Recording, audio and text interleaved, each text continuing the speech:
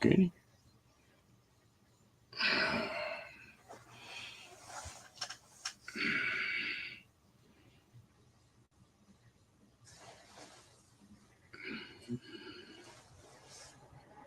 Hello, Diane. Hello, Amy. How you doing, girl?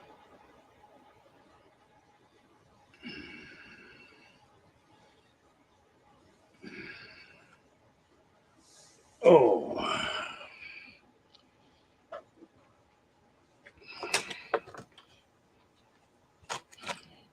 how you doing, Miss Diane?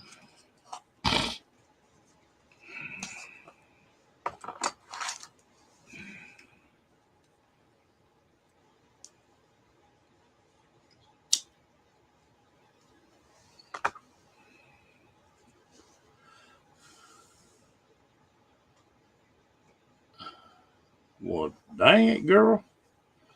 You just can't get straightened out, can you?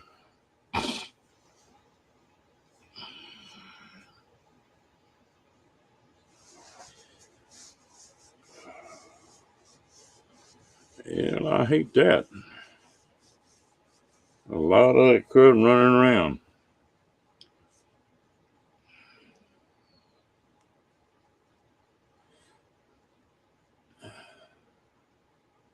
Hello, Miss Janice. You're getting in a hell of a shape, Amy. You can't talk. You're running fever, and you can't type with that one hand. You're gonna have to start typing with your toes.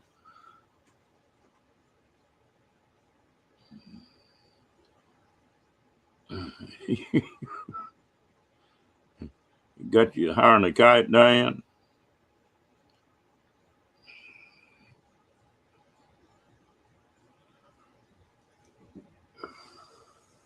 I know it's not funny, Amy.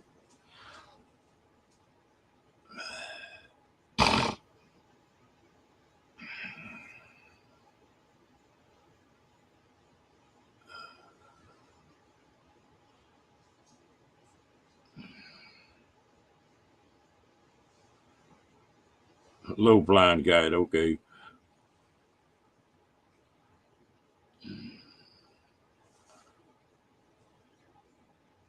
Boy, I hate that when they the damn medicine gets you like that. Well, damn, girl. I'm gonna have to get you and wrap you up in some bubble wrap, like they talked about doing me there for a while.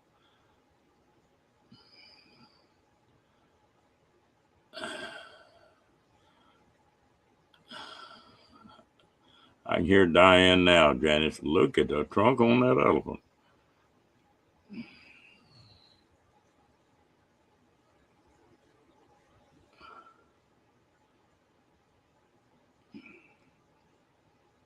Hey, Cookie, how you doing, dude?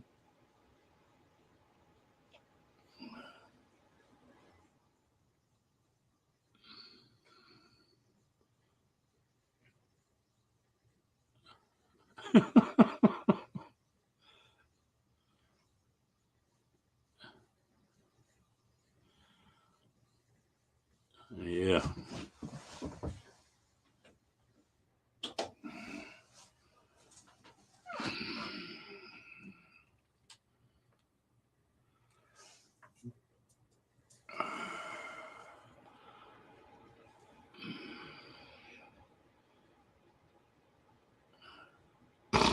How much Cookie doing tonight?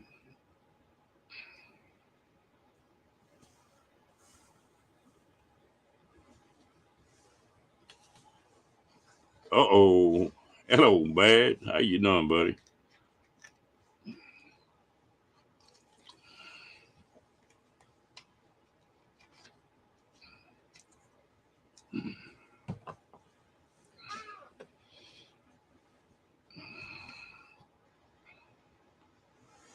Well, the other two brothers were in here, was it last night or not before last?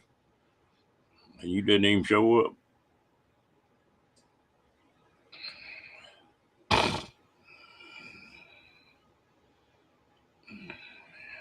Y'all talk amongst yourself for a minute. I need to look something up.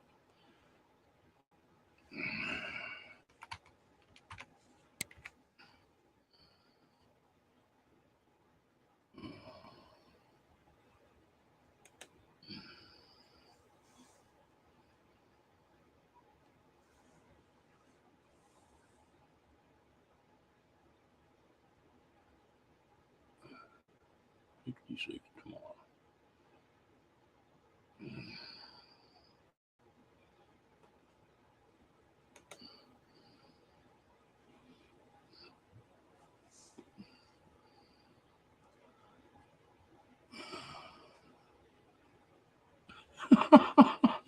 Hello, Charles. How you doing? Sorry about that. I was looking something up.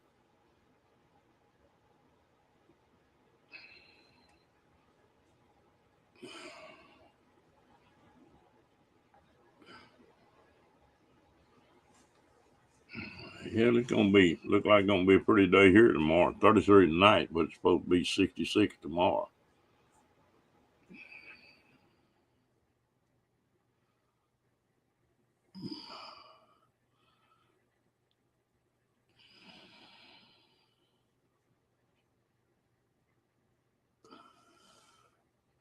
I can handle that.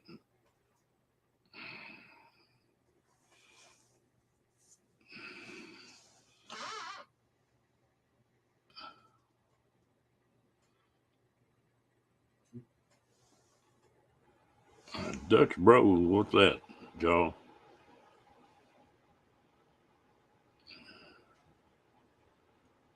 Yeah, you're not gonna be too cold then, Diane.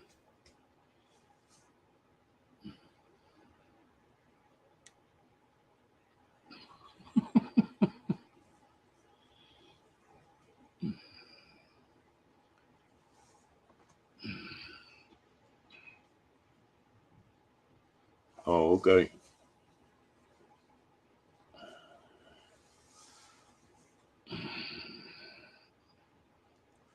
Around the college town, you see the coffee shop, but that's about the only place you see them in Texas. We get on that West Coast, and there's plenty of them.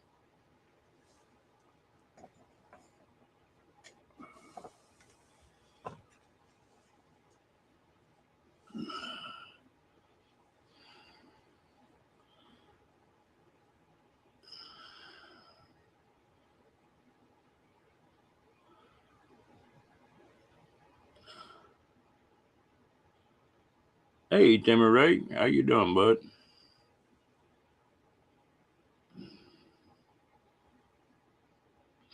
Well, you better stop and get her some ice cream, Scott. I bet it ain't.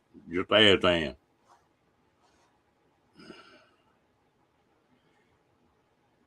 Dang, I haven't heard of that brand in a long time.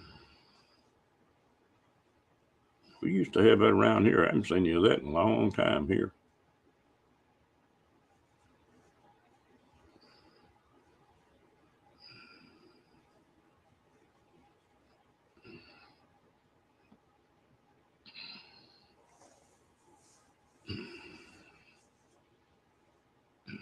Well, I guess I'm a coffee slob because I usually drink Folgers or one of them brands like that.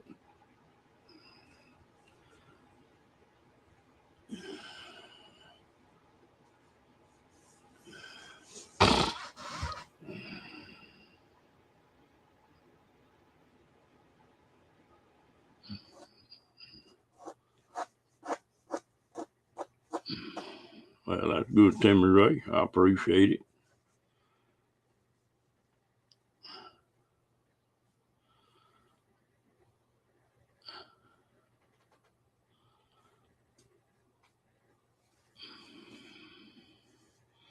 I just never have to get off to that. Of course, you got to realize something else with me too. Is that I lost my sense of smell and taste about 10 years ago. And boy, that makes a difference.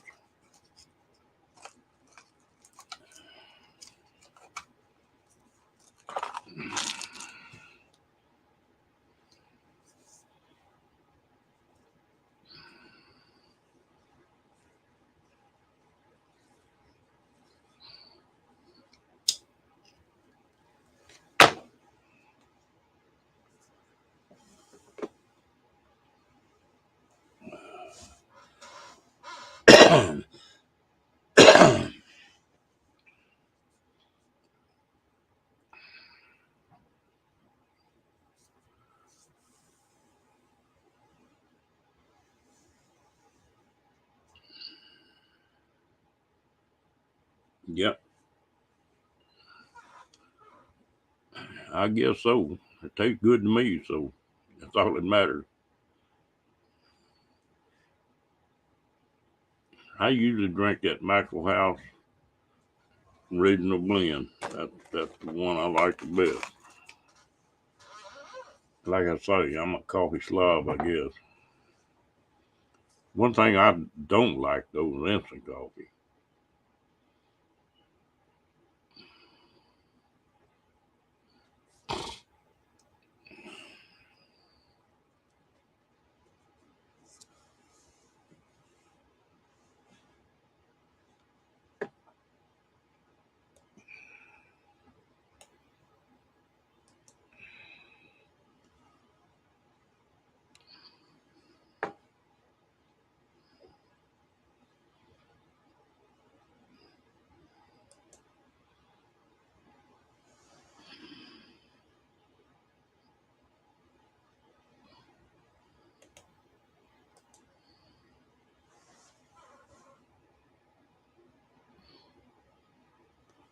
Uh,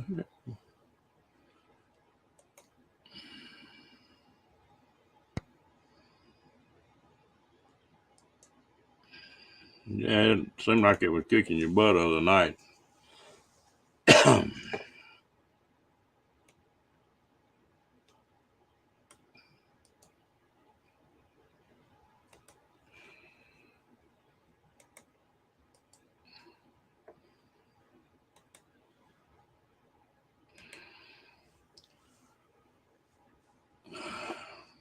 Instant what, Janet? Better won't come up. Come on.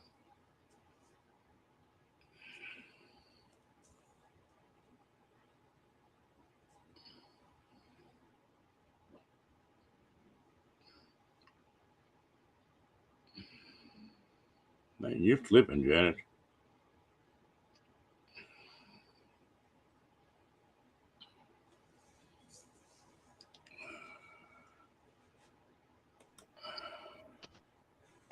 Oop, let's see how it works today. It's looking and sounding good. It's as clear as a bell. Oh, good. Of course, it don't help your looks any better more than it does mine. So, Hold on a minute.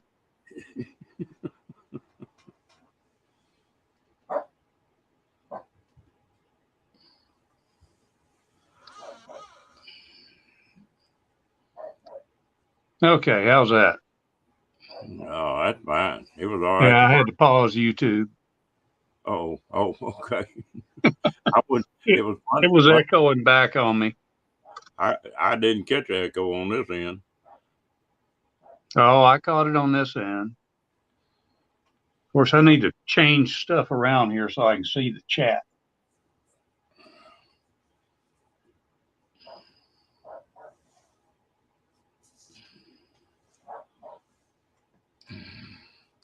Well, sound like I'm gonna have to go let a dog in. Hang on a minute. All right.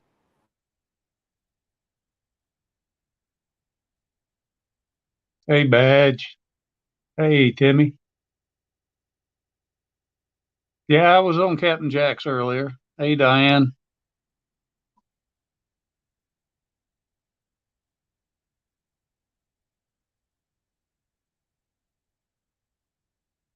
Hey, y'all like the white hair?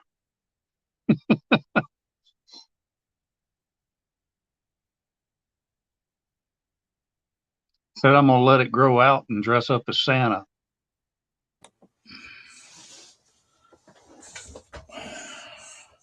Dang, you cold. Your ears are cold, boy.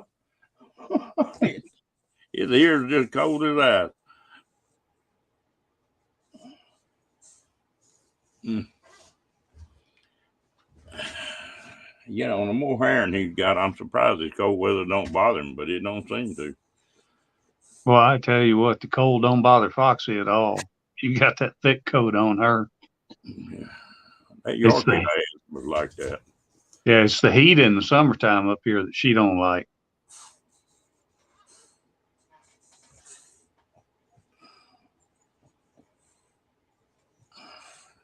His feet and his ears get cold. don't think anything on Foxy gets cold.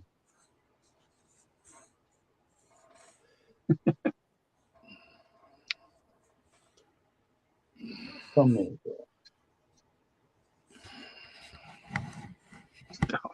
You would come right over into all the wires, wouldn't you? Come here. Have a dog show. Oh, here, let me see if I can get mine up. Your what up? My dog. Oh, okay. Damn. I thought this was going X-rated right quick.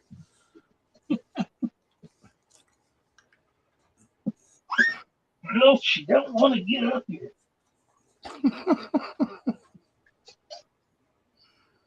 Foxy, come over here so I can pick you up. There we go.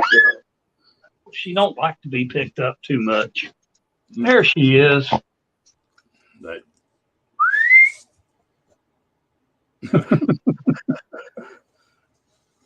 What you jumping about? I was whistling at Foxy.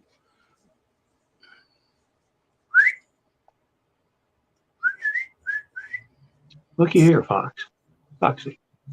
Look at the people. Trying to get her to look at the camera. All she wants to do is hug on me. Yeah. Oh, let me put you down, girl. You on treat? Come here. Come here. You on treat? Well, let me see if I can find them. Oh, she's happy. She just don't like to be held unless I'm laying on the couch or the recliner.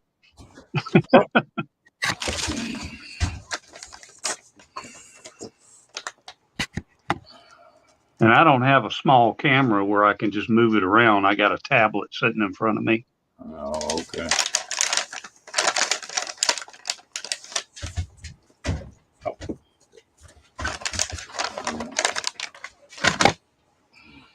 He hadn't had I like his last webcam I bought. He's pretty clear. That other one I had wasn't worth a flip. Shoot, I got enough screens in this room. I don't need any more. Here, let me show you. I'll show you. This is where I'm facing. There's a 55-inch TV behind me there. There's another one over there. And then I got the computer and all the screens down here. Damn. So I got enough screens to keep me busy, that's for sure. Yeah. Hello, Nate. How you doing, buddy? Hey, Nate.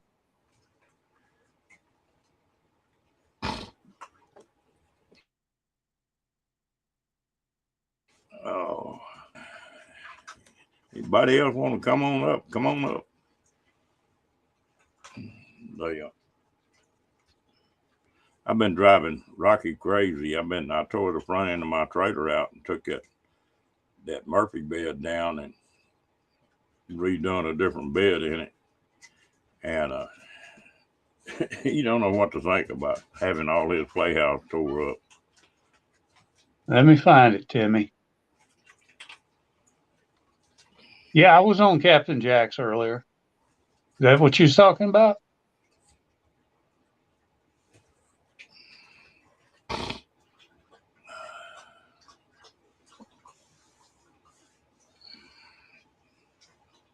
Yeah, that's the only comment I saw.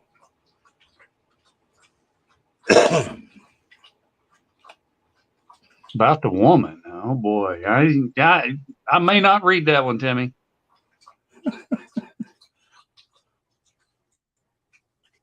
Now I got to go look see what the hell he's talking about. The only comment I see is about the being on Captain Jack's.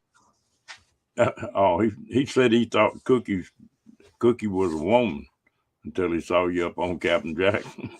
Oh, yeah. That's happened a few times. I don't freaking care. I'm not worried about it. Damn, I'm glad I wasn't born a woman. I sure be an ugly one. Yeah. Oh God, yeah. Tell you that that's one of the least of my worries. I'm glad I didn't grow up with the internet. Yeah. I can't imagine the stupid I would have done then. I'll tell you something that I've got really about half ticked off, and it's funny too. YouTube got so damn crazy about guns and violence and all that kind of stuff, And then 3/4 of the games they put up their advertisement on the games, they're blowing people up and blowing buildings up and doing all kind of crap, but they want to cut the violence out. Yeah. I mean, I realize it's their platform, it's their rules. You got to play by their rules and all, but man, one of the main YouTubers that I watch is a gun channel. It's called Demolition Ranch. And I'm waiting. I got to watch an update video from him because he's really on top of what YouTube is doing. And he posted a video about what they're doing today for the gun YouTubers. Yeah, I have a feeling it's not going to be very good, though. That Hickok 45. Yeah, I watch him too. That's a huge channel, and they took him off one time here about a year ago. Yep, they did. Well, and I tell you what, Demolition Ranch has got like 4 million and something subscribers, and they demonetize his stuff all the freaking time, all the time. So, which I don't understand. I mean, he runs a responsible channel. He does things. He warns you if he's being unsafe, and he tells you don't do this. Yeah. So, I mean, he does all the right stuff. But I got to think that YouTube's shooting themselves in the foot. I mean, the guy's got millions of subscribers. Well, I'm going to tell you what.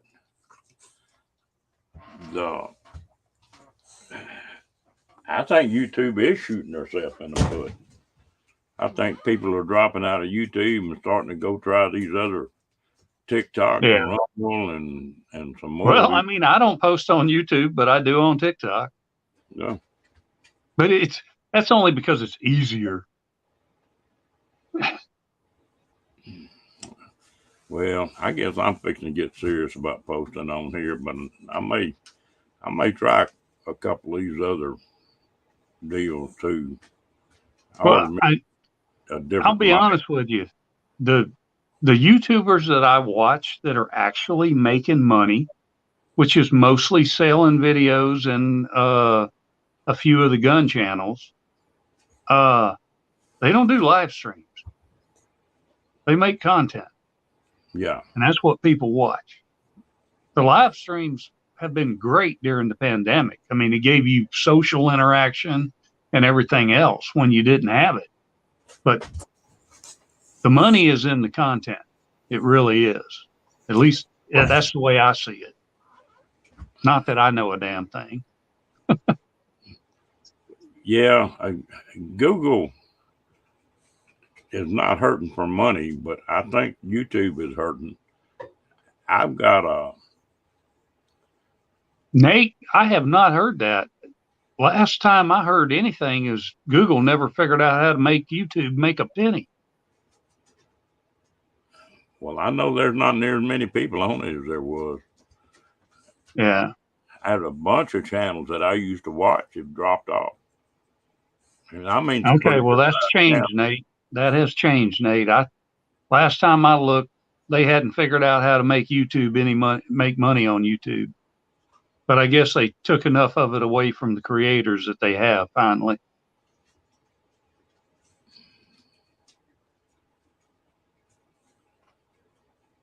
No, I don't think that's true, Timmy Ray. No, I was on TikTok today, buddy. Well, what's always kept YouTube going was the fact that they were about the only thing out here that paid money. The ads. Yeah. And and then it got so big that they put 1,000 subscribers and 4,000 hours, on it. Used to, you could start making money on YouTube the second day you were on it. Yeah, back in the day before Google bought it. Yeah. Yeah. And I mean, that's what's weird is I knew about YouTube not because of Google, but because of back in the day. That's where we posted all of our Jeep videos when we was rock crawling. no, well, you know, I think it's Rumble. They'll start paying you from day one. Well, Yeah. I don't know. I haven't. I'm not looking for another job. I got Oh, one.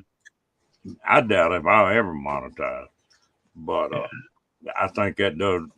There's a lot of people out there that want to make a living at YouTube or just type of deal. Yeah, And there's a lot of them that I think have a lot of potential. They do. And to me, the biggest thing I see on YouTube is you got to be consistent. You yeah, put out a video every day or a specific day of the week, and you always do that, you're going to gather a following. You just will. well, I think the way I'm fixing to start running mine is going to be a little different. I think I'm going to do a live about 3 times a week, about every other day. And Well, the then, lives are good for your watch hours. oh yeah, but I got so many of them that shit. Yeah. Yeah, you need the views. I mean, because let's be honest, the subscribers and the watch hours, you don't get paid for. No, You get and paid by the view. So I'm that's not. all that really matters in the end. How many people's watching? I'm not really worried about getting monetized, but I there's no bullshit, no comeback hardly on a damn video. You know, you don't ever get any drama off a video hardly. Yeah, Where you can in a live stream. true. Very true. And I'm allergic to that You're allergic to what? Drama? drama. I just Oh, Ron, I beg to differ with you. You the biggest pot stirring son of a bitch there is out there. yeah, You freaking stir that pot of chili like nobody. no, I'm talking about where people getting their feelings hurt and all that kind of crap. You know, I've been on 4 or 5 different chat programs Yeah. in my life, and they all wind up like that before it's over with on the live chat. Oh yeah, people get butt hurt. That's Yeah, real life is the same way. I wouldn't expect YouTube to be any different. no, 75% views are non-subs. Yeah, that's true, Badge. But that's exactly where your money is coming from. The views and only the views. yeah, that's what they pay off of. You were talking about sailing programs. Do you ever watch that Gone with the Wind? I have watched Gone with the Winds for a long time now. I I, have. I started watching them when they was in an RV, believe it yeah, or not. I did too.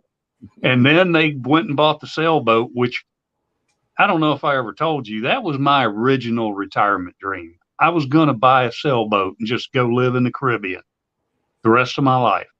I didn't want to ever have to wear long sleeves again. And hell, I hit 37 years old and freaking diabetes kind of nicks that in the bud. Damn, we got another balloon, Diane saying, or another something. One of those Chinese weather balloons. Yeah, something. Yeah, they've been launching those things for decades. They ain't learning nothing new. Trust me. Oh, Everything they see, we've already fed to them. Well, yeah, and the satellites will sit there and take a picture every 5 minutes. Yep. You know. Hell, they'll do it real time if you want them to. Yeah. Yeah, we got weather satellites. We direct around and monitor real time all the time. Yeah. Always got to be something. Oh yeah. I mean, you've seen it on the news. Right there, it's suspect. I mean, they're nothing but terrorists anyway. All they want to do is keep people in fear and watching. Well, you know, have you ever noticed that anytime they have a situation they want to tone down, that don't look real good on a politician, but some crap like this comes up. You know, it just. Oh yeah. You know, that reminds me of a movie. I'm sure you've seen it called Wag the Dog. Yeah. I mean, that's life in the 20th and 21st century. It is what it is. Mm. I don't know, but you got to remember, I'm pretty damn cynical. Everything I've been through. Hey, Captain Jack. No, man, I can't believe that. Yeah, I'm cynical as they get.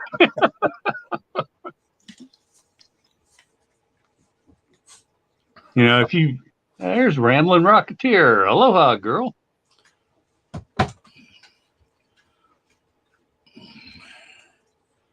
Hello, Rambling and Captain.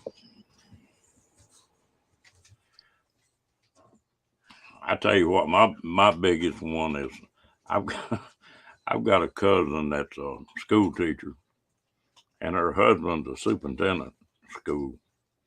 Oh boy, Yeah, you know they're sort of that's out. an opinionated crowd right there. Well, they made the mistake of inviting this redneck asshole to a damn cocktail party type deal. And my cousin walked up to me, and I didn't start it, believe it or not. She walked up to me and said, "What do you think we got to do about these damn assault weapons?" I said, "What?" She I ain't said, got to do anything about them. "Yeah, we got to do something about them." I said, "What the hell are you talking about?" And she got started, and I said, what's an assault weapon? I want you to tell me what one is." And she said, "Well, that's one you can just pull the trigger and then shoot." And I said, "No, that's a damn machine gun, and you can't own one of them legally without going Well, through." you can with the right Yeah, permits. and but I don't think there's ever been a mass shooting with one of them. No, And no. I said, "You got to pull the trigger every time on what you're taught, a semi-automatic." And she Yep. said, "You know, they look like a military firearm." I said, "Mattel makes a damn plastic one that kids play with. They gonna have to quit making it." And I Yeah. said, you know, They don't make too many of those plastic ones anymore because of that. They her look so real. her husband come walking up about that time. I Yeah. said, "Y'all gonna get pissed at me, but I can't believe y'all that friggin' stupid." And boy, their eyes got big, you know. And I said, "Do you realize that them people that committed that mass shooting broke 100 damn laws Yep. getting it done?" And I said, "You actually believe that a damn senator or a congressman, when he says, 'I'm going to get a bill passed on assault weapons,' is doing a damn thing but trying to divert your attention away from the fact that they got 100 laws they can't enforce now? What the hell's a new law going to do?" And I was Well, not real popular at that party for the rest of the and night. here's the thing. You notice you don't hear any counselors or psychiatrists talking about the gun control debate because they all know the exact same thing. If they didn't have access to guns, they'd just use a goddamn bomb. Or knife, or Exactly. I mean, you're not going to stop stupid. mm-mm. And the more people you got, the more trouble you got. Yep. Oh. Boy, your dad was an ugly sucker then, Kenneth. I hate to tell you that. Oh, goodness. Hey, But I took the easy way out. I was in the Coast Guard for 8 years. I loved it though. Good God, the Coast Guard was awesome. yeah, stupid ought to hurt, shouldn't it? Oh, trust me, it does. It eventually hurts somebody. But, you know, it's real funny. I haven't got invited to one of those parties lately. Yeah, they don't invite me to those either. The parties I get invited to are with people that I stop by the ATM and grab an extra $500 out so I can cover bail. That's where I get invited. Uh, You know, one of the ones on here that I've said that about was Papa Drew. I said, "Yep, Papa Drew's one of those ones. If I go out drinking with him, I'm going to stop by the ATM and pull out another $500 because we're going to need bail money. Yeah, you would with him. Well, I tell you what, just there's a lot of people getting rocky. What in the hell is wrong with you? Get down.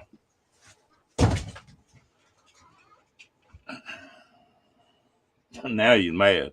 He went and got on his pillow. That dog will swell up if you fuss at him like a little old kid. He got his feelings hurt. Foxy will just go lay down if she gets her feelings hurt. She'll pout, but she'll go lay down and be quiet. No.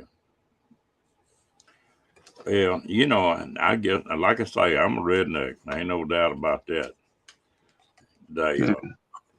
I like guns. I like bows. I like knives. You know, so.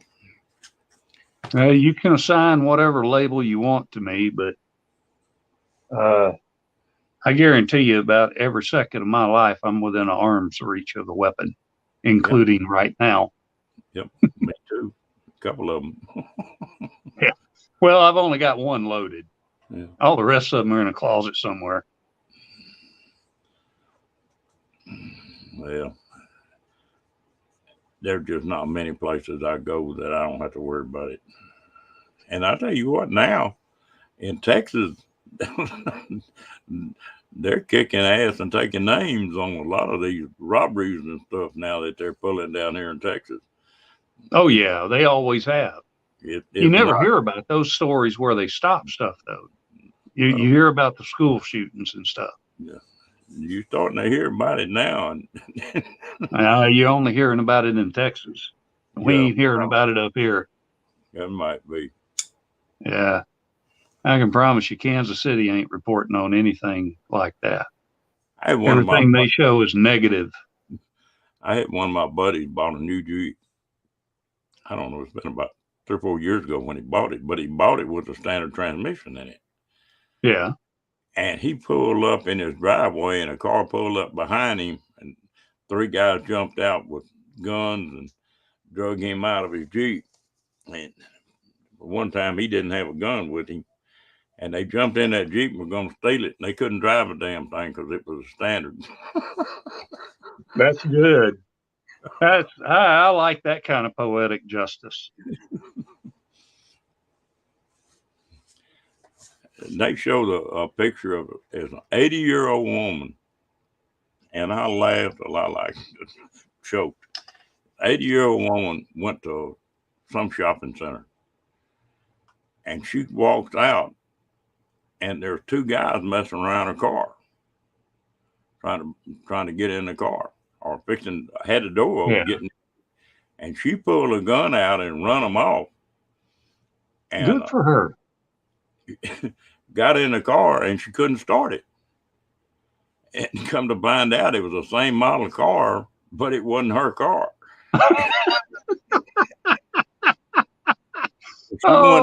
Goodness gracious. She went down to the police station. When she got there, well, these 3 guys were there talking about this old woman with a damn gun that run them off and stole their car.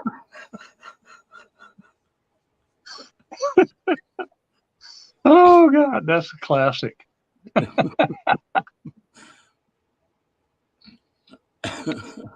I'll be honest with you. When I drive now, I don't carry a gun with me simply because I don't have the patience to deal with stupid no more.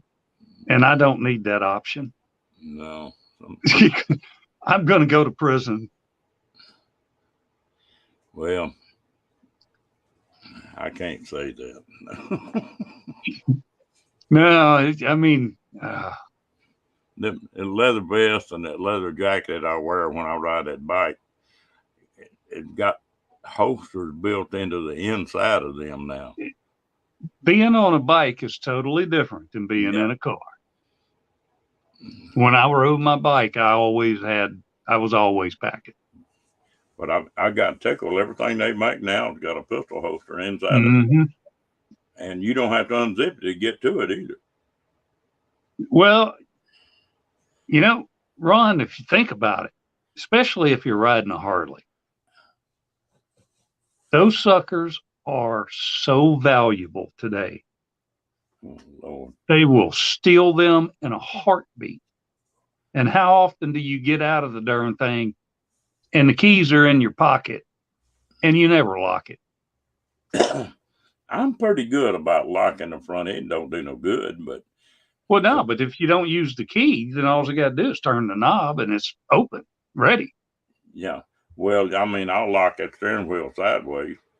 Yeah. See, I used to not even do that. I'd get off that bike and I'd just kill it. And I'd go in, have a beer, and hang out with everybody, and then walk back outside. But doing that today, man, somebody will steal your bike. Oh yeah, but the bad part about it, poor guys will pull up in a van and they'll just pick that Harley up and chunk it in the van and haul ass. They don't even worry Yeah. about rolling it, you know. Yeah, they will. It, so I always try to park someplace to where they can't pull a van up beside me.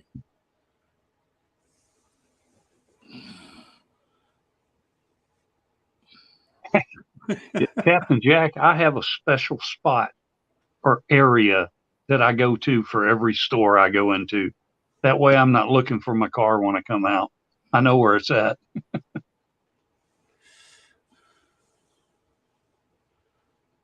I tell you what, I caught a woman the other day as I walked out of Walmart and walked out, and when I was parked pretty close to the front. But you know, bike sitting between two cars, you can't see it until you get right on top of it. Right. When I started getting close to that bike, I noticed the door was open on the car next to me. And when I come around the back end of that car, there was an old gal that was fixing to straddle my bike. She was fixing to Really? sit down on it. Yeah. I said, "What the hell are you doing?" "Oh, I never had sat on one of these things, and I just wanted to see what it felt like." I said, "Lady, don't do that." Now you need to ask before you do that kind of stuff. I said, "You find one of these old boys that's got a $4,000 paint job on that sucker, and you swing a leg over it, and you be on Yeah. the ground." Yeah, they're going to be a little bit upset with you. Oh yeah. But I couldn't believe that you just crawled on that bike. Hey, Ron, I'm Yeah, going to go fill some water up. I'll be right back. all right.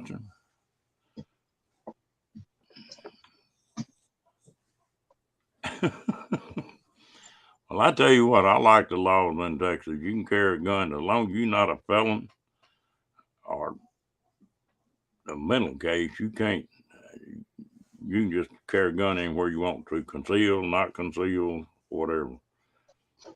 The only law they got on that is if you got to have it in the holster. It can't just be naked gun.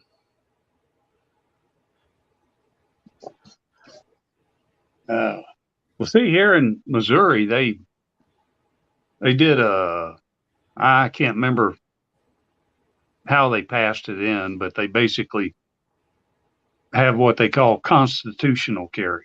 Yeah, that's the way it is in Texas. Now, you don't even need a permit. No. Anybody can conceal carry. Oh, they did the same thing in Texas? Anybody can conceal? Yeah, it can be Okay. concealed or not concealed. It doesn't make any difference.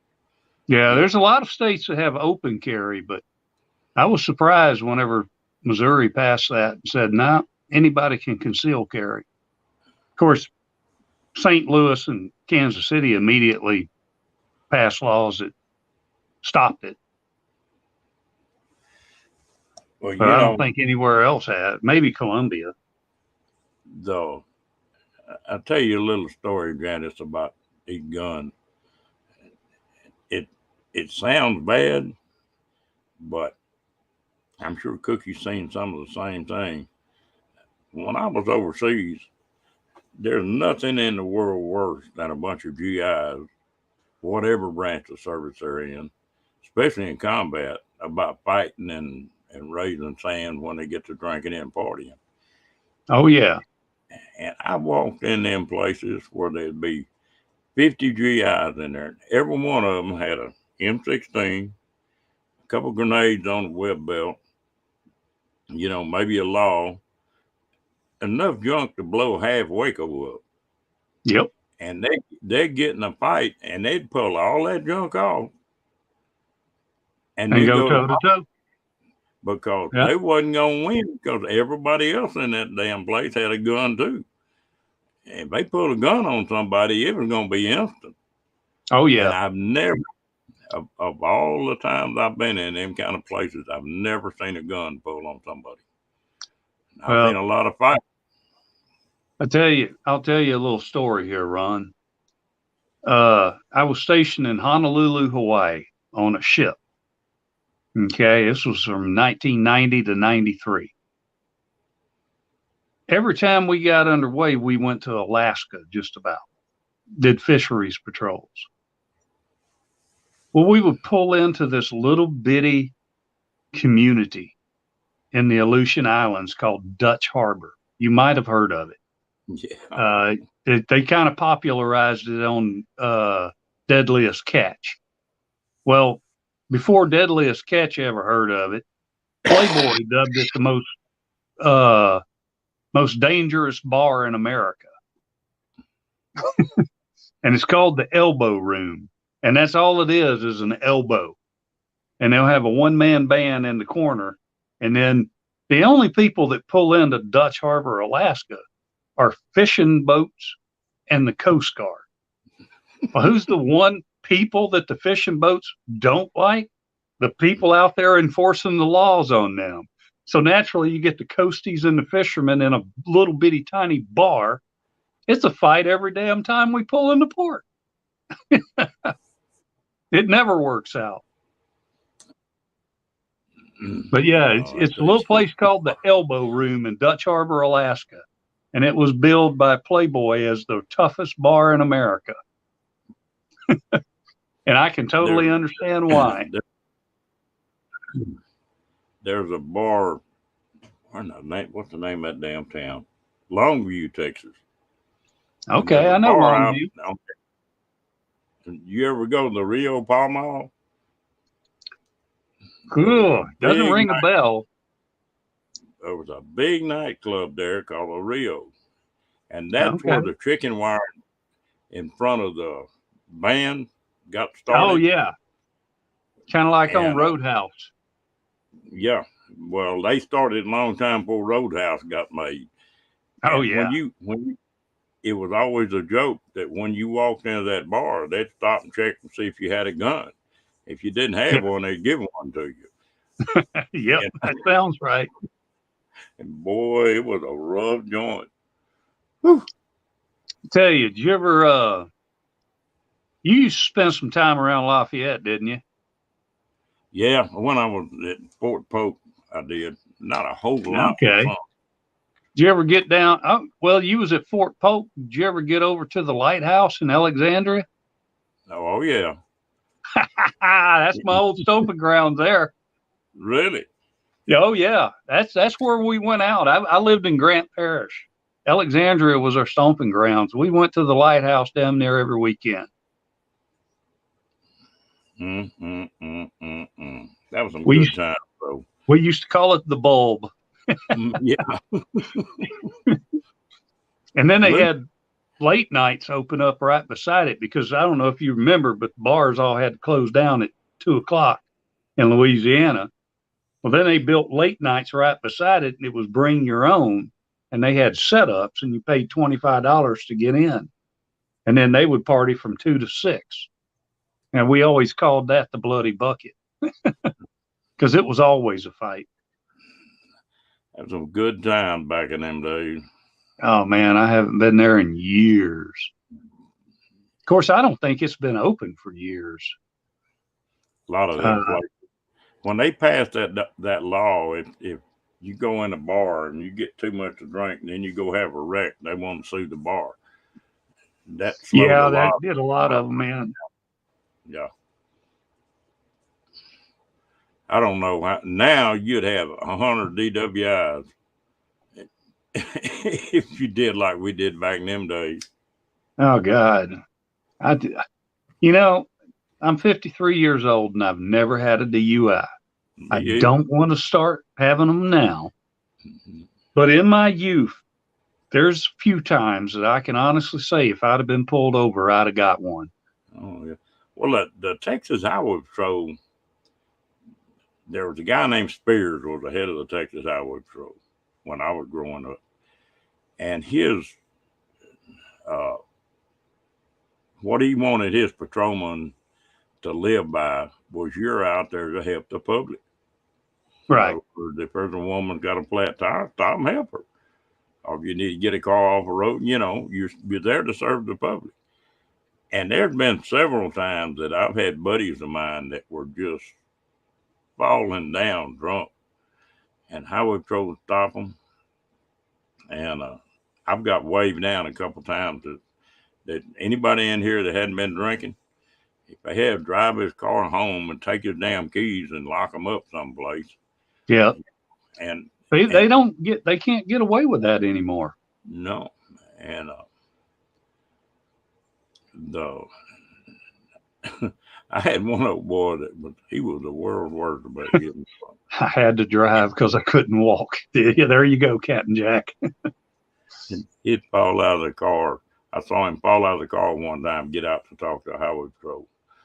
He opened the door and just fell out on the sidewalk. Or if you live within a mile or two, that highway patrol get right behind you and follow you to your house. Yeah, they'll still do that here in Weston. But what they won't hear. Yeah, well, Weston's 1,600 people. It's a little bit different. Oh, I shouldn't have said that. I just told everybody where I lived.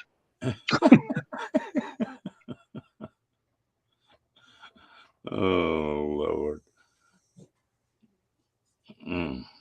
I have one buddy of mine got stopped by a highway patrol, and they asked him, said, "Were you running from us?" He said, "No." He said, "My wife ran off with a highway patrolman here about 6 months ago, and I thought you were trying to bring her back." I've heard that one before.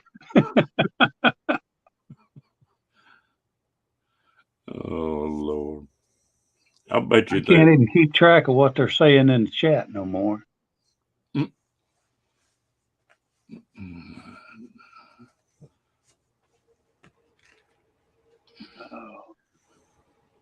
Well, Janice, I could have had a bunch of them one in my younger days. It's 128 miles from where I live to up in Dallas to where I used to date a girl up there. And I had that 69 GTO. And I'd go from where I live to pick a girl up in an hour. And I'd do that about 3 times a week. Set that old car on about 130 and just go on. And, sounds like my driving. Every time I put something into Google and it says the time I'm arriving, I say challenge accepted. I don't drive hard anymore. I used to, but I don't anymore. Oh, I will still. I mean, I don't all the time, but I know a lot of times I'll get in the car to go to work and it'll say it's going to take me 16 minutes to get there. I can do it in 11.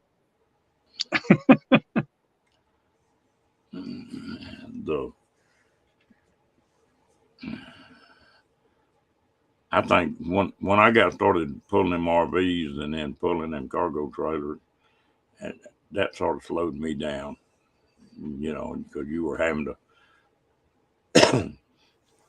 and I was in it to make money. And I figured out right quick that I'd be running with a couple buddies of mine, and we'd be running from Indiana to Spokane, Washington or something, Yeah. And they'd be running 80, 85 and getting tickets every once in a while. And I'd get there within 15 minutes of when they did because they was burning so much more fuel that they were having to stop more often than I was. It does burn a lot more fuel because I know about, I guess 5 or 6 years ago, maybe not even that long, maybe 4 or 5 years ago, my work vehicle used to be a Ford Excursion or Expedition rather. And It got respectable gas mileage for, a big V8. I mean, it got 15, 16 miles a gallon. But when I put that trailer on the back of it, I got a 16-foot cargo trailer that's enclosed. If I'm going 55, 60 miles an hour, it does fine. But when I went up to North Dakota, and in North Dakota, the speed limit's 85. Yeah. So I had the cruise control set on 90. That Expedition got 6 miles to the gallon. Yeah. You didn't pass a gas station. Well, I had that Dodge diesel, and I could pull a big trailer, and Yep. that was a 204. So that was the last year they made the diesels that they didn't started choking them down. Yeah. And I set that thing on 68 and empty, it'd get 24 miles a gallon. Pulling a 35 or 40 foot fifth wheel, it would get 18. But now if I kicked into 70, about 72 or 73, it dropped to 12. Yeah. When I was working for Sprint, I had a F-250 with the Power Stroke diesel. It was that one year that they made the 6.5 liter, I think it was. They only made it for 1 year. And from what I could tell, everybody says it was a flop, but the one I drove, that was a pulling sucker now. That sucker would yank a house down if you wanted it to. Yeah. But I tell you what, it drank the diesel. It drank it. I mean, whenever I had a generator, and I mean, these generators are not small. We was doing hurricane recovery. And I mean, they're 50 kW generators. So, they're several thousand pounds. And that diesel was getting about 8 miles to the gallon at best. And that wasn't even going on the interstate. On the interstate, it got about 4. Damn. That thing was a gas hog. Well, that 204 was the last 16 valve diesel that got good gas mileage. And I could set that thing on 68, set the cruise, go through the Rocky Mountains, and it'd never kick off. It'd just keep rolling. Hey, Camp Goer One, seeing you come in. Yeah, I didn't. How you doing, Linda? Either. Oh, Rambling Rocketeer, I can promise you 50 is not the top speed on those islands. I've been pulled over for 135. That cop said, "What in the world were you doing?" I said, "I just came over the Poly Pass. I'm drying off. I got soaked. I was on my bike." God almighty, I was reading about 2 new bikes they've got out. They guarantee them to do 260. Yeah. Yeah, they got some quick ones. I mean, I had a FJ11 when I lived over there. It was fast enough. I didn't need anything any faster, trust me. Because I told myself that same lie we all tell ourselves. I'm not going to go that fast. Bullshit. You're going to go fast. The worst bike I ever had about that kind of stuff was a Kawasaki come out with a 900 1 year, and they call it the Widowmaker. Yep. Because it wound up close to 200. Yeah. And you'd be running 70 miles an hour in 6th gear and just crank the throttle. And yep, stand that sucker right up. Yeah, that was the only bike I got scared of. I tell you what, that FJ11 scared me a few times. If you're running along at 75, 80 miles an hour, I could drop 3 gears and stand that sucker up and be going 110 on one wheel in no time flat. Yeah. And you could hit a beer can at that speed and it's going to wipe you out. You had a bumblebee between the eyes, it's going to hurt. Oh, I've done that. I have too. I hit one of those big ass cicadas one time, right in the forehead. Oh my God, that hurt. I hit a swarm of bees one time and just barely I run under them. I saw them. And I got down behind the windshield and yeah, you had one you could do that on. Yeah. and luckily I didn't get stung. But man, you talking about coating the windshield in a heartbeat, just boom. Oh yeah. It was just solid bug juice. But Diane, traffic was, I mean, it was there in 1990 to 93, but I'm sure it's worse today. I mean, I had a good time when I was in Hawaii. I enjoyed it. I tell you what, they used to make us not. We couldn't drive at night when a rut started up there in about October in Indiana. They just Oh yeah. on account of the deer. Yeah. Same thing here in Missouri. I mean, hey Mo Bang, uh, I I pick a lot, and I call them suicidal deer. But I know all the hot spots where they like to hang out. Hey, Mobang. Well, I tell you what, I used to laugh there at Elkhart. There was a when they cut that corn down, them deer haven't got any place to go. Mm-mm.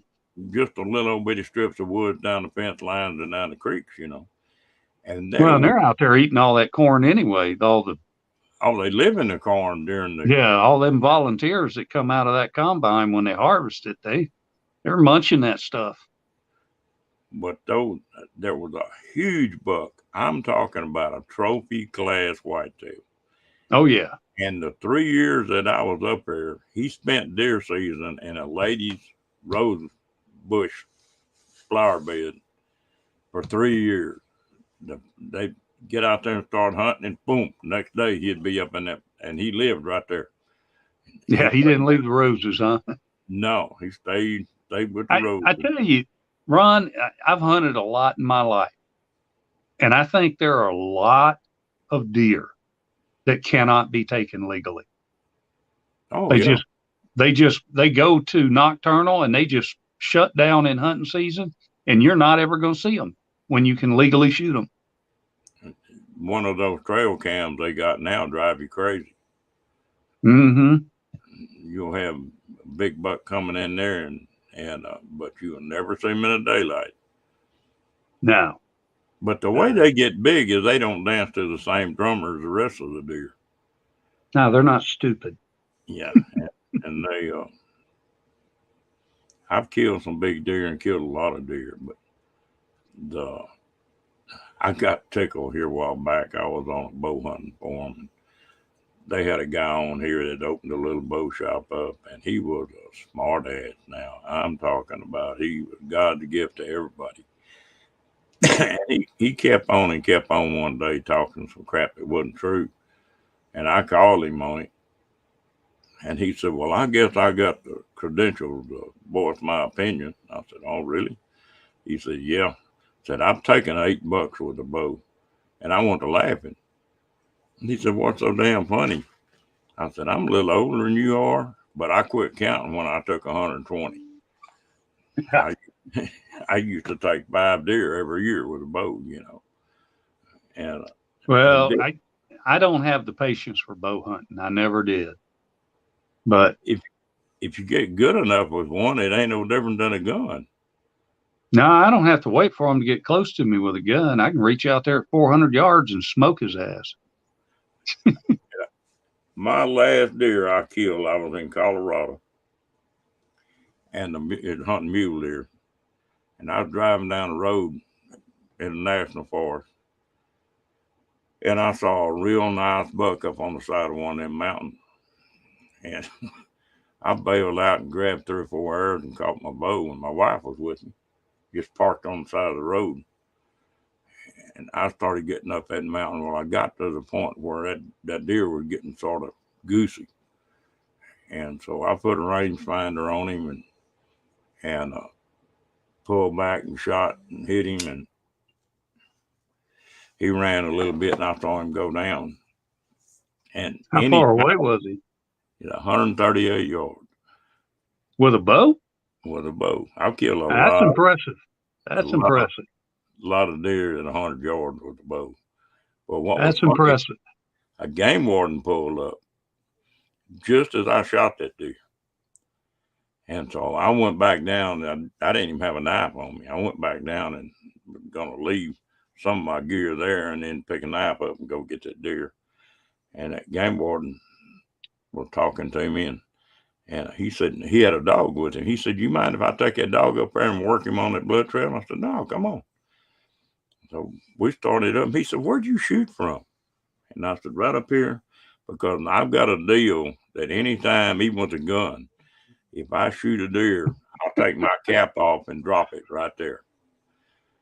And because sometimes just being off 10 yards, everything looks so different, it's hard to find one. Captain Jack. But I said, "I was right there." He said, "Where was that deer?" And I showed him. He said, "How far was that deer?" And I said, 138 yards, and just handed him my rangefinder. And he he took and ranged it. And he said, "Well, I got 139. He said, "I see people miss these damn deer to 100 yards with a damn gun." Said, "You don't need no gun if you shoot these something at 138. But No, you don't.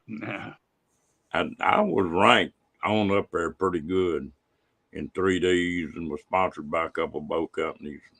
Okay. We used to put a demo on that we'd take it 20 yards, your candy lifesavers that come in a row. Yep. We'd put those up and bust them at 20 yards, just every damn time nearly, and then move to 15 yards and put an aspirin up there and bust them aspirin. And I'll tell you, I can do that with a gun. I cannot do it with a bow. But I credit that to an article that I read years ago in a magazine called Peterson's Hunting. yeah, I'm sure you've seen it. yeah, And it was actually going over the ballistics of different cartridges. And I keyed in on the 30-06 because that's what I had at the time. And it told me basically sight that gun in so that it's dead on at 25 yards. It should be 3.5 inches high at 100 yards, and it'll be 4 inches low at 309. So basically, a deer target is an 8-inch pie plate. So that sighted that gun in so that the maximum height above center line was 4 inches, and the maximum light below line of sight was 4 inches, and that was at 309 yards. So out to 309 yards, you aim center mass, and it was a dead deer. yeah. I did a bunch of when I bought my first really good deer rifle. Yeah. I was broke and didn't have a hell of a lot of money and figured I was gonna buy exactly what I wanted because I probably wouldn't be able to afford another one. And I did all the ballistics and all the stuff, and I settled on a 7 mag. And mine was a little bit different than yours. It was two and a 7 half, mag splatter shooting. yeah, 2.5 inches high at 100 yards, and about I think it was back dead on at 3 something, 306, 309, something like that. It should be about 330. It'll be dead on, and it'll be 4 inches low at about 360. But I've killed a lot of deer with that thing. I didn't ever have a 7 Remington Magnum, but I had that. I got jumped on the bandwagon when they come out with them short magnums, and I bought that 7mm Winchester short magnum. I tell you what, you think a 30-06 or a 338's a mule, that 7 short magnum is, oh my God. Well, it's the same length of cartridge as a 308, so it's a short action cartridge, but it's about as big around as your thumb, and it's got a super hot load in it. And you know how a 30-06 feels like someone's pushing against your shoulder? Now this short magnum, it feels like someone's punching you in the shoulder, even if you hold it tight. I was hunting on a big deer lease down in South Texas one time. It was 25,000 acres. Oh, And geez. we had a bunch of doctors and lawyers on that thing too. Well, there was a doctor come in there, and I guess he was probably 60 years old, and Yeah. he had a couple of little gals with him that were probably maybe 25, 30, something like that. Oh, He asked me, said, "Is there someplace I can sight a gun in?" I said, "Yeah." And so I went and showed him, and he pulled a Seiko uh, 338 out. oh, Now, he's whitetail hunting. This damn thing's still in plastic. yeah.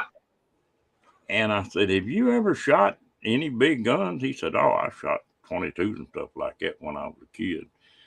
I said, "I tell you what, I got a 243 sitting over in a gun case. Why don't you hunt with it tomorrow and take this damn gun back and tell that guy to give you money back and buy something different?" Oh no, well he was big dogging in front of them gals. Yeah. And he's sitting down on that bench and pulled the trigger on that 338. We carried him to the hospital to sew his head back up, where that scope come back and ranged him. And he asked me, he said, "Would you sight that gun in for me?" I said, "Yeah." And recoil never did bother me much. I'd Well, now take catch I've my shot a elk. 338. The recoil's not bad on them, but those short magnums, stay away from them. Trust me. It's just Well, such a that Seiko was bad because it had a straight stock on it. well. And That's what I use. And see, when I used the 338, I was actually I had my 30-06, and that's what I was gonna use. But I was in Kodiak, Alaska, and I went with this outfitter, and that guy said, "That's what you're planning on using?" I said, "This will take down a sitka blacktail all day, every day." He said, "Yeah." He said, "I want you to use this one." And I said, "Why?" And he said, "After you kill that deer, you're going to need something that's going to be able to stop a grizzly bear or a Kodiak grizzly bear, which is a coastal brown bear." And he said, "I don't feel comfortable dropping you off with a 30-06. I'd rather you have this 338 Win Mag." And I never saw a bear. I didn't. But I made a shot on a Sitka blacktail that was about 400 pounds, and it was about 300 yards from me. And I want you to know that 338, it was right at the snow line on the mountain. And that 338 smeared blood and bones 60 yards up that freaking mountain when I shot that deer. Well, I got a buddy of mine that hunts up there every year. And he said, when you shoot up there, said it's just like blowing a varmint call for them damn bears. Oh, yeah, they come running. They You come become running. prey immediately. And they don't want you, they want the deer. Yeah. Like, ooh. Yeah. And I'll be honest with you, if one would have come up, I'd have dropped the deer and said, "Have it, buddy. Yeah. I'm not going to fight you for it. I might shoot you while you're eating on it." I had two cousins of mine that hunt that elk uh, right away that goes down to Jackson Hole, Wyoming. They got Yeah. that big migration route. Well, there's a big canyon up through there, and the way them boys hunt them elk is they'll get on horseback and they'll ride and they'll start up that canyon and they may ride 20, 30 miles, but they'll ride till they start hitting those elk coming down through there. And then they'll sit I could see that being effective. and then they'll sit there and shoot one and carry them on in. Well, they killed a big bull and dressed him out and got all the meat. They just had their riding horses with them and got all the meat on it that they could haul and the horns. Went back out and went back the next morning to get the rest of that elk. And they split up going into that elk because that's grizzly country up there. Oh, yeah. And they got about 30, 40 yards from that elk, and a grizzly come busting out of them blowdown and got on one of them boys, chewed him up big time. And finally, his Oh, buddy got where he got a clear shot and killed him. But he oof. had to ride a horse out about 15 miles before they could air back him out of there. And but and then Yeah, I the tell you. game wardens were in his hospital room every day until the doctors finally ran him off. For what? For killing that grizzly. Well, if it's attacking you. Yeah, they were trying to say that he was messing with him and he shot him, and then the grizzly got on him and just, just bullshit. Yeah. Now, I tell you what, I don't care what they say. If damn grizzly bear starts attacking anyone around me, I'm shooting it. Well, my favorite handgun cartridge is a 45 long Colt because I can load it up nearly as heavy as a 454 Casco, and the recoil not near as bad, and it don't kick like a 44 Magnum does either. And I don't know. I always, for sidearm when I was hunting, I always carried a 357, but I didn't hunt in a places where you needed much more than that. Yeah. Well, I got all of them 45 long Colts, and I love that cartridge. I killed a lot of deer with a rifle with it. Yeah. And but then that pistol, I shot NRA 3-pistol match tournament with that gun is my big boy. Okay. And that damn thing, it sat there and cut the X out of a bullseye at 25 yards if you'd do it. I got into that target shooting for a little while, doing the target pistols. I was only doing the 22s though. So I had one of those. I had the 22-45 from Ruger. Yeah, that's a good pistol. You know what I shot in my 22 was? It was a Ruger Mark 10. Had a 10-inch barrel on it. Yeah. Well, I had the same version, but I had the 22-45, which mimicked the grip of the 45 caliber.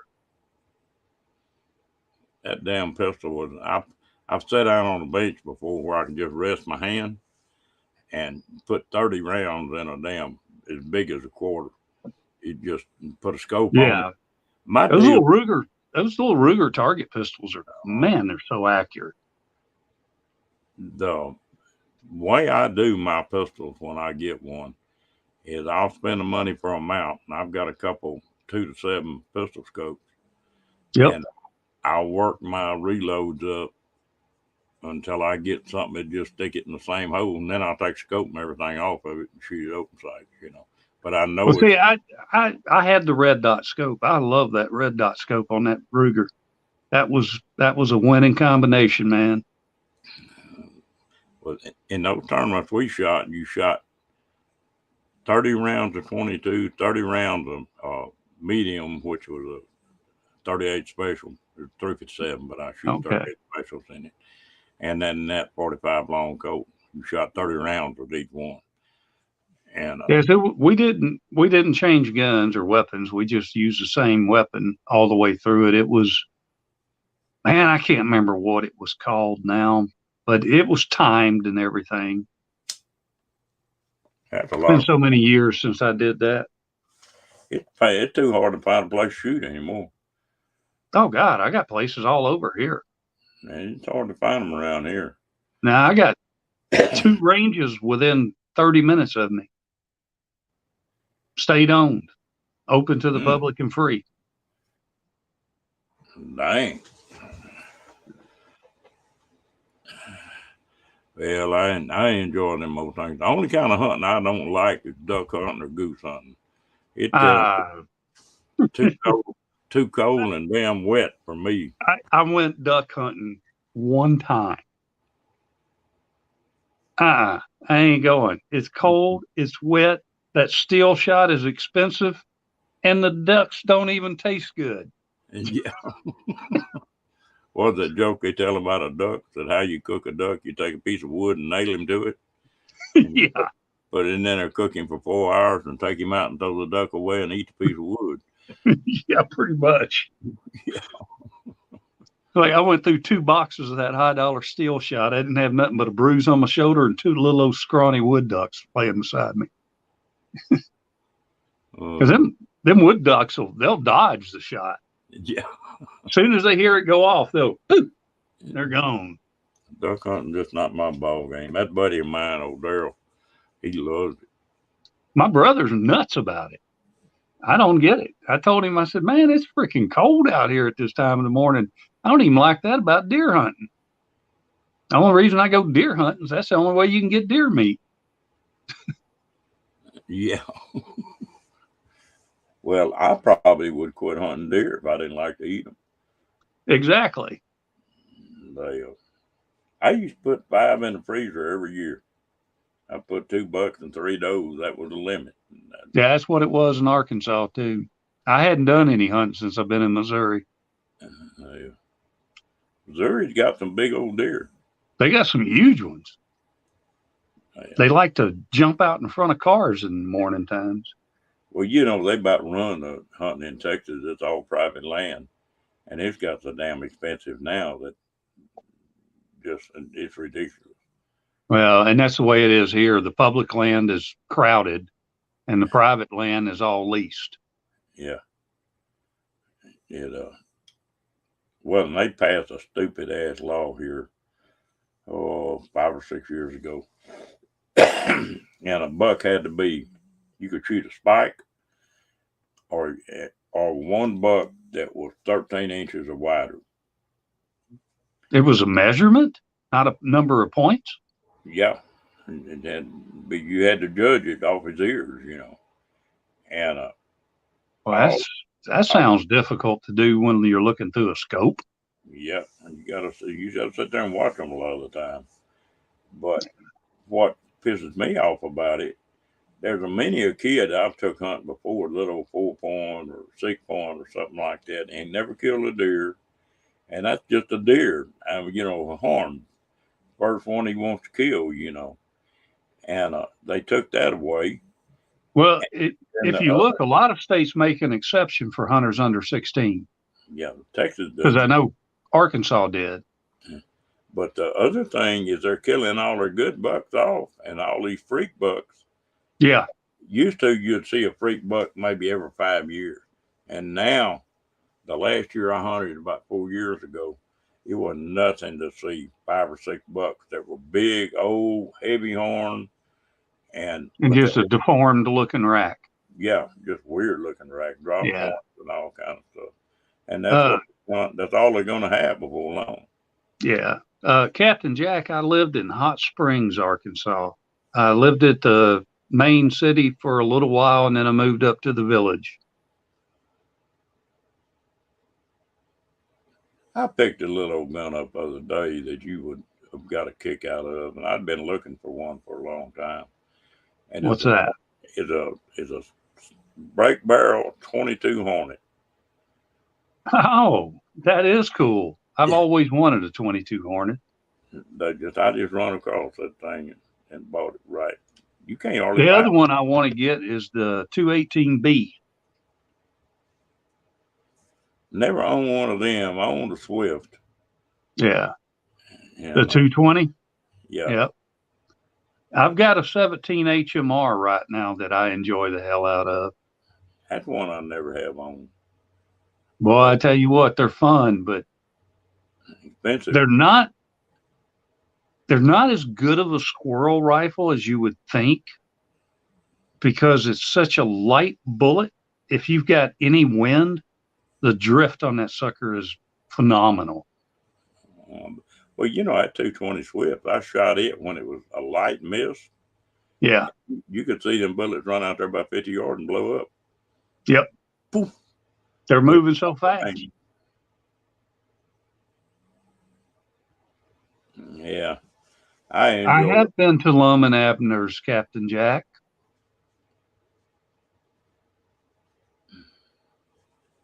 You ever see anybody lean up against a damn tree or shoot out of a pickup and lean his shoulder up against the back of that damn window before he pulled the trigger? Yeah. Oh, Lord. And I when I pick that gun, I pick that 7 mag up, I still got that thing. And yeah. It's one of the old Remington 700s that was still a damn good gun. Yeah. It's got a 2.5 pound trigger pull on it. And but Captain Jack, Lum and Abner's is out near Mount Ida. not in Hot Springs. But it'll stick 3 rounds in the same hole at 100 yards if you'll let that barrel go between the second and third shot. And when I pick it up, it just, if you see the deer, you can kill it. Yeah.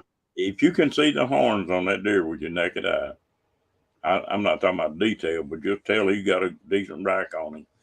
Yeah. You just put it where you want it. Get after it. That's pretty much the way I do it. I sight my rifles in so that as long as they're under a certain range, they're dead. They're not going to walk out of my scope. The last deer I hunted, I had made up my mind that I was going to hunt a really big buck. I'd been on that place we were hunting. I'd seen some good deer. And so I made up my mind that I wasn't going to, I shot some nice deer off that place. But there was one buck on there that was a monster. And I messed around and got in a deer stand that morning. And I watched 5 or 6 nice bucks. I'm talking about 18, 19 inch spread, heavy horn. Yeah. And I'd glass them and let them walk. And I looked up, and there was a damn nice buck come out. And later on, I killed him. But I put that gun on that buck 5 or 6 times, I guess. And I'm going to let him walk. I'm not going to kill him on opening morning. And finally, I said, shit, no, he's too good. I can't let him go. I laid him down. And he was 11 point, 20 inch inside spread. He's a good deer.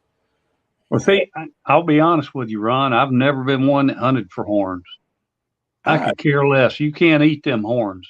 I always killed enough does and killed spikes and stuff that I had that done. Yeah, that's what I mostly go after is meat.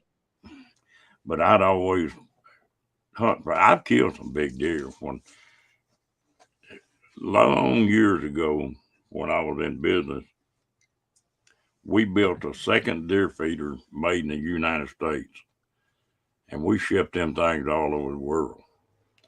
Oh yeah. And well, in Texas they're legal.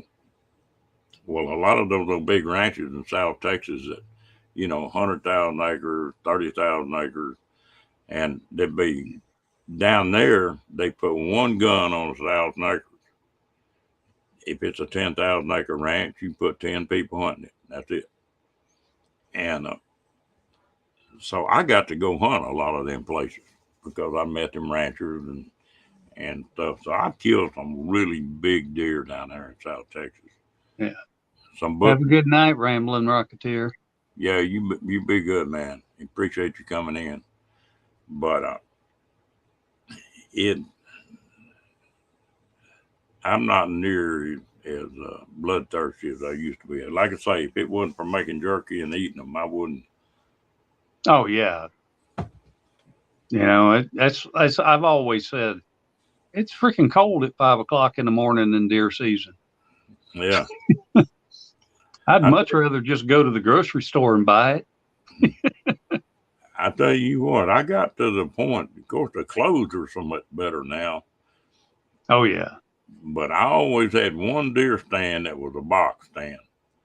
And I'd taken, I put a propane heater in it. I wasn't going to sit up on the board in a damn tree like I used to do when I was a kid. Well, my dad in Arkansas, a private deer camp, you can put feeders up on private land. You can on public land. Yeah. And of course, they've got a deer lease there with the timber company.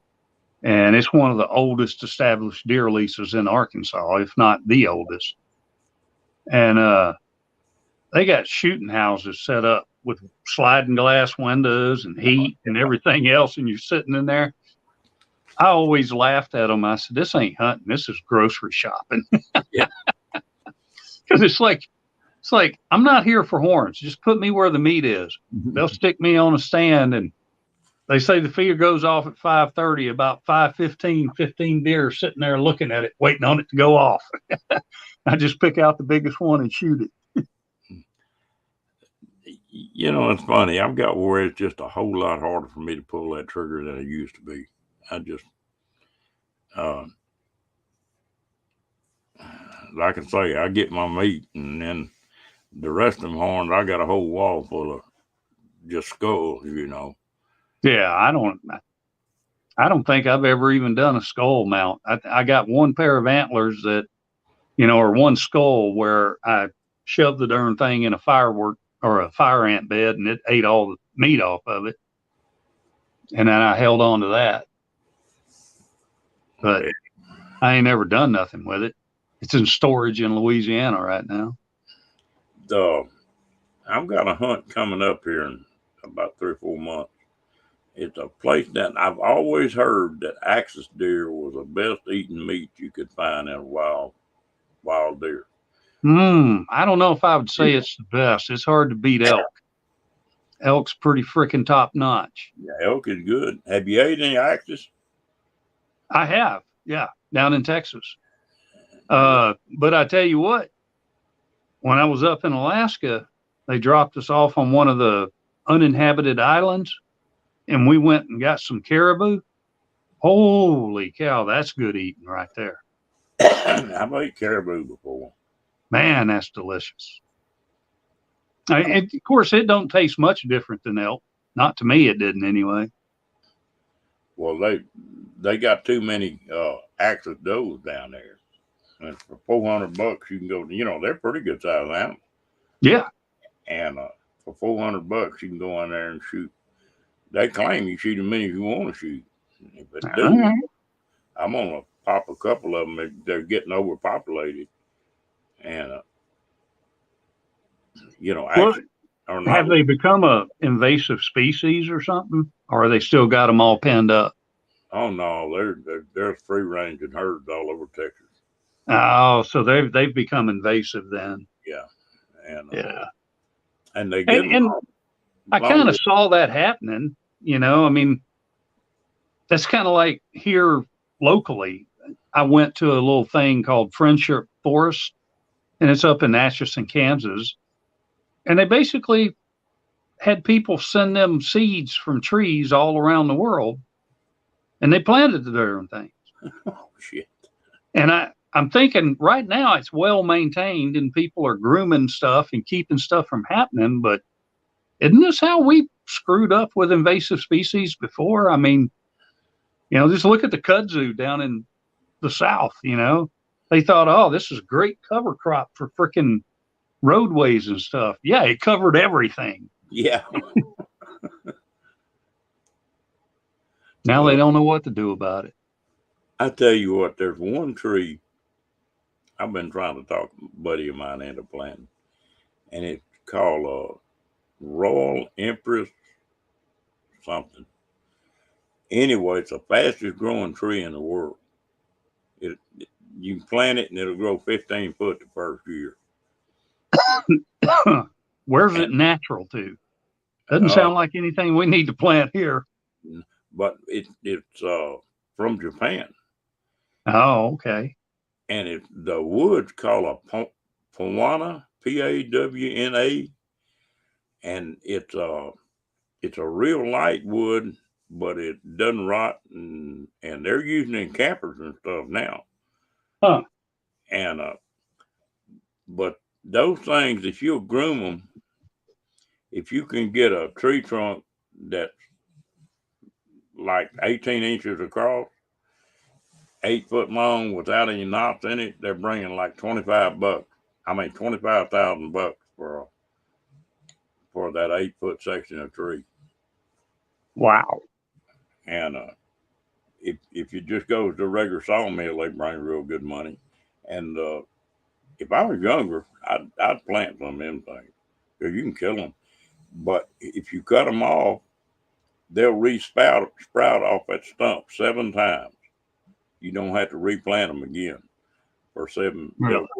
And they get 60 feet tall. You gonna go down for a little bit, Mo Bang? Jane, I see where you're talking about north of Hot Springs. I used to live in the village. I'm pretty familiar with that area. spent all my time running around in the Ouachita's in a Jeep. I've always threatened to go to Arkansas and go hunting up there and never have done it. Well, they don't have the biggest deer in Arkansas, but they have a lot of them, especially in southern Arkansas. But they're small deer, 120, 130 pound tops. Yeah, that's like Texas. If you kill a 150-pound deer, that's a big deer. Yeah, it's nothing like these ones up here in Missouri, man. They got whitetails up here 300-400 pounds. I've been looking around. I want to find a place to go bear hunting. Never killed a bear. I killed one, and it was in Arkansas, and I'll never do it again because I was deer hunting, which their seasons run concurrently, but there's a quota for the bear. Well, I saw the bear, and I said, I've never hunted bear. I don't know whether the quota's been met, so I didn't do anything. But when I went back home, I stopped by the ranger station. He said, oh, no, we're nowhere close to the quota. If you see it tomorrow, take it. And he said, stop by here on your way home and we'll take the teeth out for you so you don't have to do that. And I said, okay. So I did. I went back the next day, and sure enough, the bear was still there. And when I took him to the ranger station, they took his teeth out to age him or something like that. I don't know. They do something with the biology of it. They send it to a wildlife biologist. And then they told me the place to take it to, this guy that cleans it up and does everything and packages it for you. So I took it to him, and he cleaned it, skinned it, and gave me the rug. In fact, the rug's at my dad's deer camp. And I got all that meat. Ron, I could not make that shit taste good. I could not make it taste good. I smoked it. I grilled it. I tried everything you could do to it. It was the nastiest stuff I'd ever eaten in my life. And greasy. It was horrible. The only way I've ever had it that it was good is in summer sausage. Yeah. I've tried bear a couple times, tried eating it, and it's nasty, like you say. Oh God, it was the greasiest, nastiest stuff I'd ever had. Well, that's why the Indians like to kill bear. There wasn't any. Most of wild animals don't have any fat on. And, bear does. Holy cow, it does. That's why they like to kill the bear. Yeah. I hope they know how to make it taste better than I did, because I didn't. I failed. I guess if you were hungry enough, it'd get better. Yeah, I ain't never been starving in my life. Yeah, there's Diane talking about what I always said, that I wanted one time before I got too damn old and croaked, I wanted to make love on a bearskin rug in front of a fireplace. It ain't all it's cracked out to be. Well, I figured if you leave a claw on it, if things got too tame, you just roll somebody over on them claws and things get wild for a little bit anyway.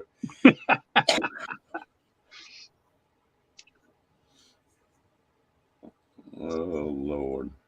It's just as much fun on a rug in front of the fireplace, trust me.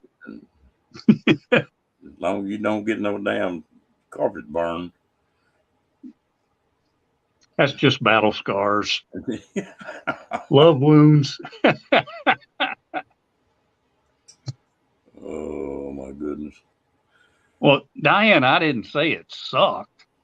I just said it wasn't any different. I mean, at the end of the day, sex is kind of like pizza. Even when it's bad, it's still pretty good. Jane, when we were practicing for them tournaments, you talking about them wax bullets? We used to take a revolver and take a pencil with an eraser on the end of it and get about 4 or 5 inches from a wall and sit there and it'll shoot that pencil out and put a mark on the wall.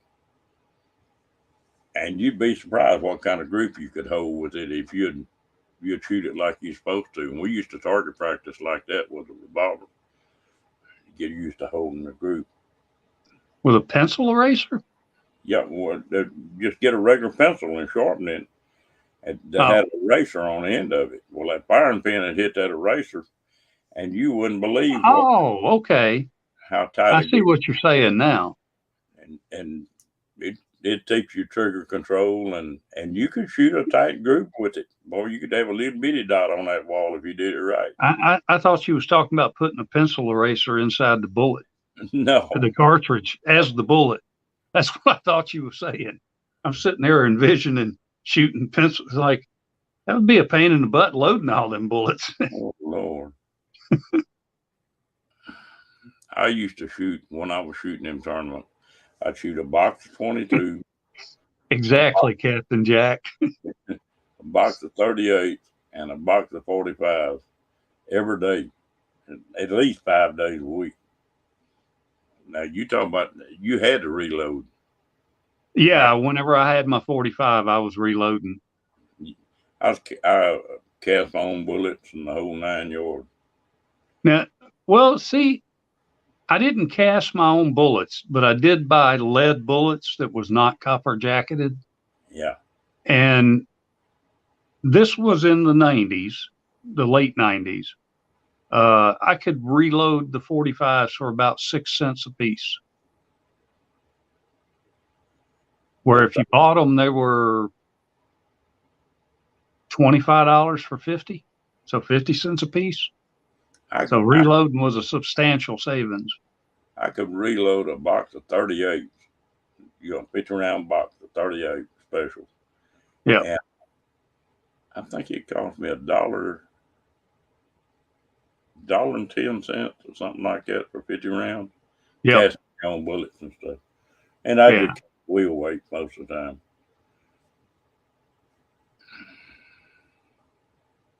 I won a mini tournament with him.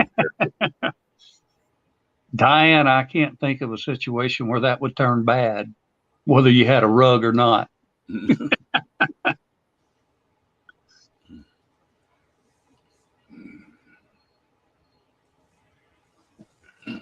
Oh. Well, folks, we haven't been on there an hour and 45 minutes. I guess we ought to start shutting it down. Yeah, I probably need to get in the bed. I probably should have already been there 2 hours ago. There. Well, I enjoyed it. I didn't know how long I was going to stay on tonight. I've been working on this trailer all day, and I wore out when I opened this up. Well, I'll go ahead and jump down and let you end it. You have a good night, Ron. I enjoyed it. I did too. All right. Got to do it again, buddy. All right. Everybody in the room, I appreciate y'all coming up. And we'll do it again. Y'all have a good weekend.